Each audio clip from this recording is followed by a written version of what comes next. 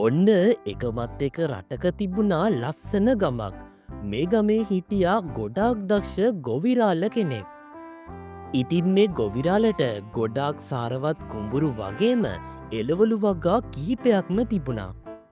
මේ නිසා මේ ගොවිරාලගේ අතමිට සරුයි. ඉතින් දවසක් අපේ ගොවිරාලව හම්බෙන්න මේ ගමේ ඉන්න ගොඩාක් දුප්පත් කිරිබණ්ඩ කියලා ගැමියා අපේ ගොවිරාල ළඟට ආවා. උදේ පාන්දරම මගේ එලෝලු වගාව දකිනවා කියන්නේ දවසම සුබයි. බලන්නකො මේ එලෝලුවල තියෙන සාරවත් බව. මං හිතන්නේ හෙට අනිද්දාම අපිට අස්සනු නෙලා ගන්න පුළුවන් වෙයි.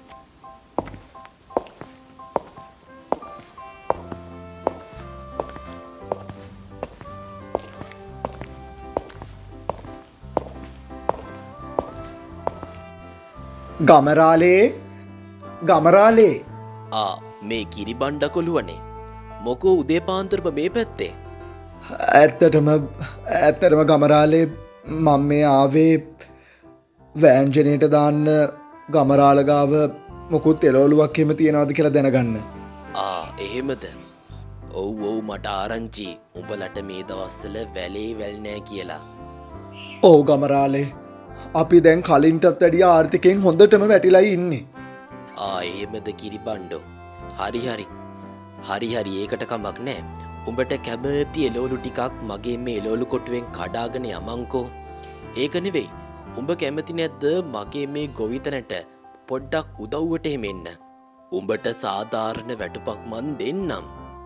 අනේ ගමරාල මේ ඇත්තමද කියන්නේ? අනේ මං හෙට ඉඳලාම එන්නම්. ගොවිරාලගේ කතාවට එකඟ වෙච්ච මේ කීන් බණ්ඩා පව්වෙදා උදේ ඉදම්ම අපේ ගොවිරාලත් එක්ක මේ කුඹුරු වැඩවලට උදව් වෙන්න ආවා.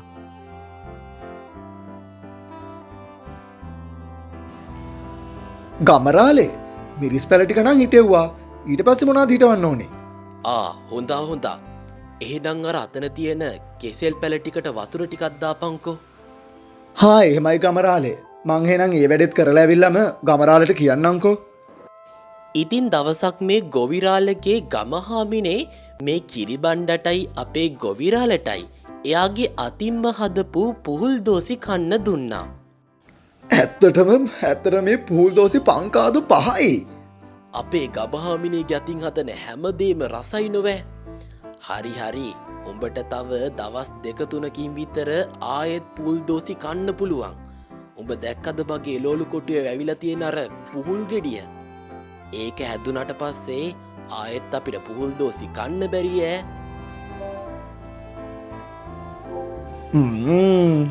ගමහාමිනේ දුන්නු පුහුල් දෝසි හැම තිස්සෙම මතක් වෙනවා. මේ පුහුල් දෝසි අමතක කරගන්න එකනේ මට දැන් කරන්න බැරි.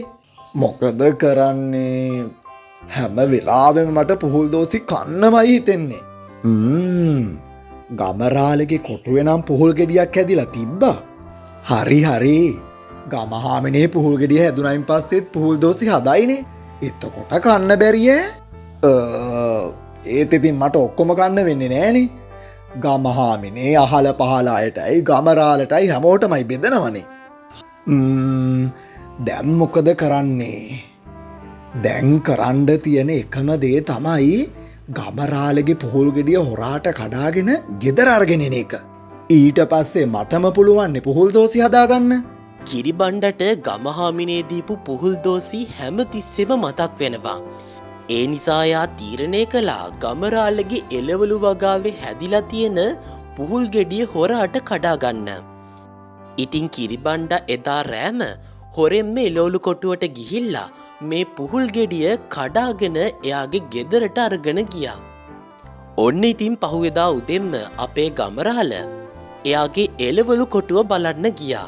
එතකොට තමයි ගමරාල දැක්කේ එළවලු කොටුවේ තිබ්බ පුහුල් ගෙඩිය නෑ කියලා. අපොයි දෙයනේ මගේ පුහුල් ගෙඩිය. හවස බලද්දිත් මේ හොඳට තිබ්බනේ.